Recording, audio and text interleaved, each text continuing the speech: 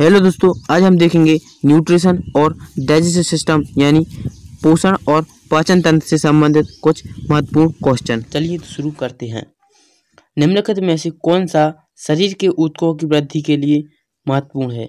Option A protein, option B वसा, option C vitamin, option D carbohydrate. तो ऊतकों की वृद्धि के लिए कौन सही है? प्रोटीन। प्रोटीन है जो हमारे शरीर की वृद्धि विकास के लिए महत्वपूर्ण है। शरीर की वृद्धि के लिए कौन आवश्यक होता है? प्रोटीन महत्वपूर्ण है। प्रोटीन के निर्माण में आधारभूत इकाई क्या होती है? प्रोटीन के निर्माण में आधारभूत इकाई क्या होती है? ऑप्शन ए अमीनो अम्ल, option B DNA, option C RNA, option D nitrogen base. तो प्रोटीन के निर्माण में आधारभूत इकाई अमीनो अम्ल होती है। इसका सही आंसर हो जाएगा ऑप्शन ए यानी अमीनो अम्ल। प्रोटीन बनाने के लिए अमीनो अम्ल आवश्यक होते हैं।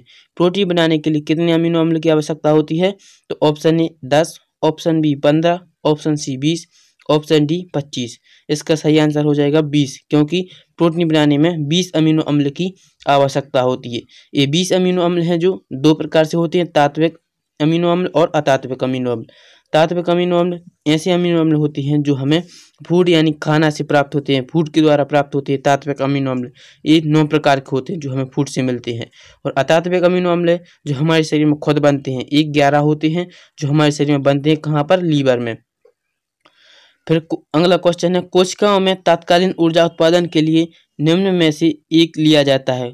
कौन सा लिया जाता है तात्कालिक ऊर्जा उत्पादन के लिए? प्रोटीन, विटामिन सी, सुक्रोज और ग्लूकोज। इनमें से कोई एक है जो तत्कालीन ऊर्जा उत्पादन के लिए लिया जाता है। तो ग्लूकोज है जो तत्कालीन ऊर्जा के लिए लिया जाता है, क्योंकि यदि कार्बोहाइड्रेट है, कार्बोहाइड्रेट की सबसे सूक्ष्म इकाई क्या होती है? ग्लूकोज। ग्लूकोज है जो तत्कालीन ऊर्जा उत्पादन के लिए लिया जाता है। ऑप्शन अगला क्वेश्चन देखें तो ऊतक है एक। ऊतक क्या है?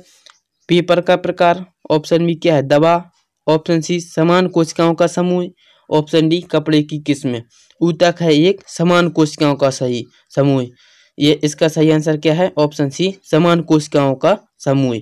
ऊतक क्या है? समान कोशिकाओं का समूह। क्योंकि हमने अभी पढ़ा था कि कोशिकाओं से मिलकर क्या बनते हैं? ऊतक। और ऊतक से मिलकर क्या बनते हैं? अंग। और ये अंग मिलकर बनते हैं तंत्र। और ये सब तंत्र मिलकर हमारे शरीर की रचना होती है। तो ऊतक क्या हो जाएगा? समान कोशिकाओं का समूह। अगला क्वेश्चन देखें, मानव शरीर में जल की मात्रा होती है। मानव शरीर में जल की मात्रा कितनी होती है? Option A 10%, option B 20%, option C 5%, option D 80%। तो इसका सही आंसर हो जाएगा ऑप्शन डी 80%। 65 से 80% तक हमारे शरीर में जल की मात्रा होती है। यदि ऑप्शन में 65 होता तो 65 लगा देते हैं। कार्बोहाइड्रेट मानव शरीर में किस रूप में टूटता है? कार्बोहाइड्रेट है जो हमारे शरीर में किस रूप में टूटेगा? Option A glucose, option B glycogen, option C starch, option D है सुक्रोज। तो कार्बोहाइड्रेट मानव शरीर में ग्लूकोज के रूप में टूटता है। कार्बोहाइड्रेट किस रूप में टूटता है? ग्लूकोज के रूप में। जैसे प्रोटीन है, प्रोटीन किस रूप में टूटता है? अमीनो अम्ल में। और वसा है जो वसीय अम्ल में टूटता है। उसी प्रकार कार्बोहाइड्रेट है जो ग्लूकोज में टूटता है। निम्न में से कौन कार्बोहाइड्रेट नहीं देता? ये ऑप्शन है, इनमें से कौन सा है जो कार्बोहाइड्रेट नहीं देता? पालक, ऑप्शन बी मक्खन, ऑप्शन सी चीज और ऑप्शन डी है मछली। इसका सही आंसर क्या हो जाएगा? पालक, क्योंकि पालक में कार्बोहाइड्रेट नहीं होता। इसमें क्या होता है? आयरन और विटामिन के पाया जाता है। हम इसके आगे नेक्स्ट क्वेश्चन देखते हैं। पित्त स्रावित है। पित्त स्रावित है।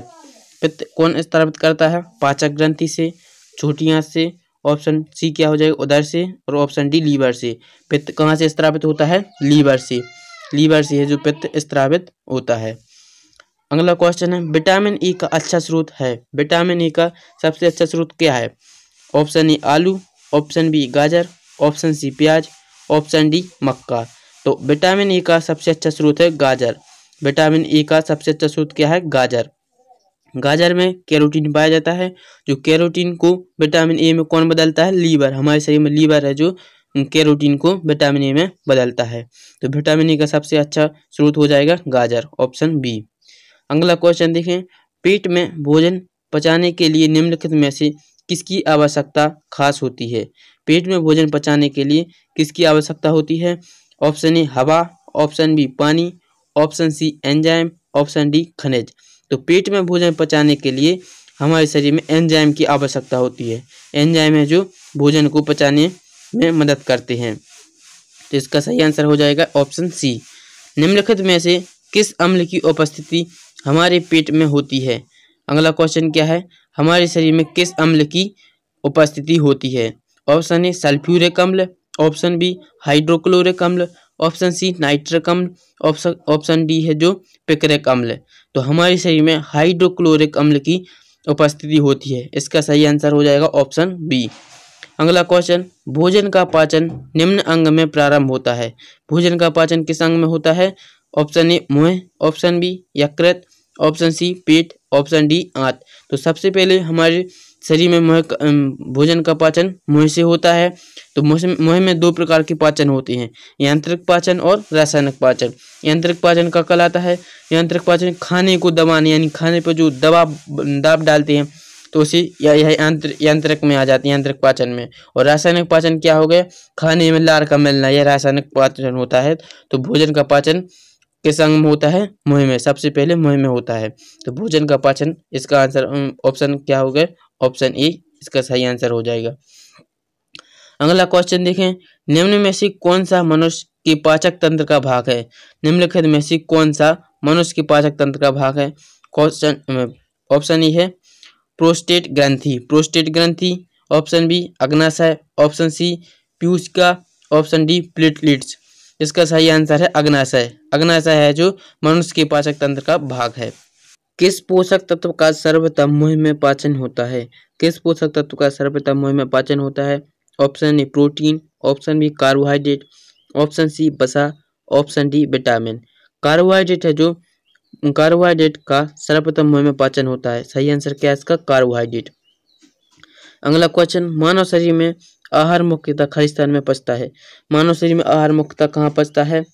ऑप्शन ए आमाशय, ऑप्शन बी छोटी आंत, ऑप्शन सी बड़ी आंत, ऑप्शन डी यकृत। तो मानव शरीर में आहार मुख्यतः छोटी आंत में पचता है। कहाँ पर? छोटी आंत में। विटामिन सी का सबसे अच्छा स्रोत है। विटामिन सी का सबसे अच्छा स्रोत क्या है? ऑप्शन ए गुठलीदार फल, ऑप्शन बी खट्टे फल, ऑप्शन सी बकरदल, ऑप्शन डी उपयुक्त में से कोई नहीं। विटामिन सी के सबसे अच्छे स्रोत क्या है? खट्टे फल। जितने भी खट्टे फल होते हैं उसमें विटामिन सी पाया जाता है। विटामिन सी की कमी से होता है, विटामिन सी की कमी से क्या होता है? कौन सा रोग हो जाता है विटामिन सी की कमी से? Option A rickets, option B बेरी रोग, ऑप्शन सी रतौंधी, ऑप्शन डी स्कर्वी। तो विटामिन सी की कमी से स्कर्वी रोग हो जाता है। इसमें मसूड़ों में ब्लीडिंग हो जाती है स्कर्वी रोग में। मानव शरीर में स्थित रोडोप्सिन कहाँ पाया जाता है? मानव शरीर में जो रोडोप्सिन प्रोटीन पाया जाता है यह कहाँ पाया जाता है? विजुअल पर्पल भी कहा जाता है। ऑप्शन क्या है? बाल, ऑप्शन बी हाथ, ऑप्शन सी कील, ऑप्शन डी नेत्र। तो रोडोप्सिन प्रोटीन है जो हमारी आंखों में पाया जाता है, यानी ऑप्शन डी नेत्र में। नेत्र में दो प्रकार की कोशिकाएं पाई जाती हैं, शंकु कोशिकाएं और शलाका कोशिकाएं। शंकु कोशिकाएं हैं जो उजियाले में देखने के लिए और शलाका कोशिकाएं हैं जो अंधेरे में देखने के लिए।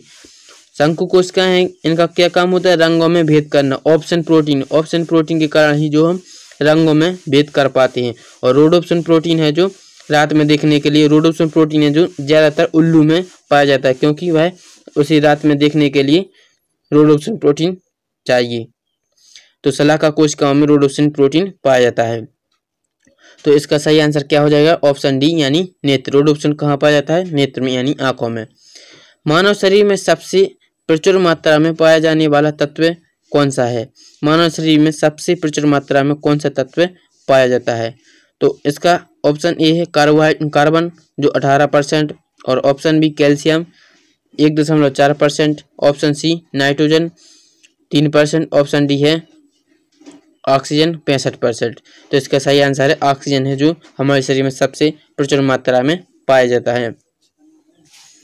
सुक्रोज में होता है। सुक्रोज में क्या पाया जाता है? सुक्रोज में ऑप्शन ए ग्लूकोज एवं गैलेक्टोज, ऑप्शन बी ग्लूकोज एवं फ्रैक्टोज, ऑप्शन सी फ्रैक्टोज एवं galactose, option D glucose fructose एवं गैलेक्टोज। तो सुक्रोज में होता है ग्लूकोज और फ्रैक्टोज। ऑप्शन बी इसका सही आंसर है, ग्लूकोज और फ्रैक्टोज। कौन सा विटामिन रक्त को जमाने में मदद करता है? अगला क्वेश्चन है, कौन सा विटामिन रक्त को जमाने में मदद करता है? Option A vitamin A, option B vitamin B, option C vitamin K, option D vitamin C. तो कौन सा विटामिन है जो रक्त को जमाने में मदद करता है? विटामिन के। विटामिन के कहाँ पाया जाता है? हरी पत्तेदार सब्जियों में विटामिन के पाया जाता है, जो रक्त के जमने में मदद करता है, विटामिन के। मधुमेह का कारण है, मधुमेह का क्या कारण है?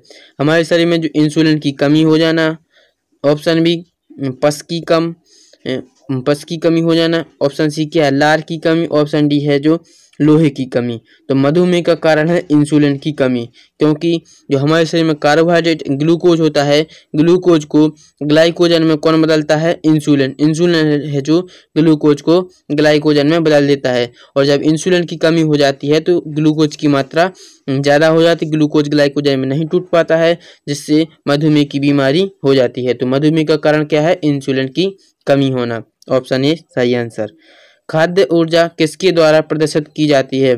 खाद्य ऊर्जा किसके द्वारा प्रदर्शित की जाती है? Option A calorie, option B kilogram, option C metre, option D kilowatt घंटा। तो खाद्य ऊर्जा किसके द्वारा प्रदर्शित की जाती है? कैलोरी के द्वारा प्रदर्शित की जाती है। खाद्य ऊर्जा है जो कैलोरी के द्वारा प्रदर्शित की जाती है। और एक कैलोरी में कितने जूल होते हैं? एक कैलोरी में 4.18 जूल होते हैं। कितने जूल होती है एक कैलोरी में? 4.18 जूल होते हैं। अगला क्वेश्चन देखें तो दालों में से हमें प्राप्त होता है, दालों से हमें क्या प्राप्त होता है? Option A vitamin, option B वसा, ऑप्शन सी कैल्शियम, और ऑप्शन डी प्रोटीन। तो दाल से हमें क्या प्राप्त होता है? प्रोटीन। प्रोटीन है जो दाल में पाया जाता है, दाल से हमें प्रोटीन मिलता है। किसमें प्रोटीन नहीं पाया जाता? अगला क्वेश्चन क्या है? किसमें प्रोटीन नहीं पाया जाता है? ऑप्शन ए है मांस, ऑप्शन बी दूध, ऑप्शन सी चावल, ऑप्शन डी दाल। तो किस में प्रोटीन नहीं पाया जाता? देखो दाल में तो प्रोटीन पाया जाता है, तो इसका चावल है। ऑप्शन क्या सही? चावल। किस में प्रोटीन नहीं पाया जाता है? तो चावल में, और प्रोटीन सबसे ज़्यादा पाया जाता है दाल में। तो चावल में कार्बोहाइड्रेट पाया जाता है। इसका आंसर क्या हो जाएगा? Option C. अगला क्वेश्चन, बेरी बेरी रोग किस विटामिन की कमी से होता है? बेरी बेरी रोग किस विटामिन की कमी से होता है? Option A vitamin A, option B vitamin B, option C vitamin C, option D vitamin D. तो किस विटामिन की कमी से बेरी बेरी रोग होता है? तो विटामिन बी की कमी से बेरी बेरी रोग होता है। विटामिन ए की कमी से रतौंधी रोग, विटामिन बी से बेरी बेरी रोग, विटामिन सी से स्कर्वी, और विटामिन डी से रिकेट्स होता है। निम्न में से शरीर की द्वितीय सबसे बड़ी ग्रंथि कौन सी है? निम्नलिखित में से शरीर की द्वितीय सबसे बड़ी ग्रंथि कौन सी है? सबसे ऑप्शन ए है यकृत, ऑप्शन बी गुर्दा, ऑप्शन सी पेट, ऑप्शन डी अग्नाशय। तो द्वितीय सबसे बड़ी ग्रंथि कौन है? अग्नाशय। और पहली सबसे बड़ी ग्रंथि है यकृत। यकृत है जो सबसे बड़ी ग्रंथि है। यकृत से क्या निकलता है? पित्तरस। तो अग्नाशय है जो द्वितीय सबसे बड़ी ग्रंथि है। शरीर की द्वितीय सबसे बड़ी ग्रंथि कौन सी है? अग्नाशय। अगला क्वेश्चन, मानव शरीर में भोजन के पाचन के संदर्भ में लाइपेज का स्त्राव कहाँ होता है?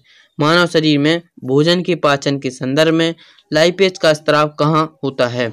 ऑप्शन ए आमाशय, ऑप्शन बी यकृत, ऑप्शन सी अग्नाशय, ऑप्शन डी बृहदांत्र। ऑप्शन डी क्या है? बृहदांत्र। इसका सही आंसर हो जाएगा अग्नाशय। अग्नाशय है जो भोजन के संदर्भ में लाइपेज का स्त्राव करता है, अग्नाशय। तो दोस्तों ये थे पाचन तंत्र और खनिज से संबंधित कुछ महत्वपूर्ण क्वेश्चन थे। यदि वीडियो अच्छा लगा हो तो चैनल को लाइक करें और सब्सक्राइब करें। धन्यवाद।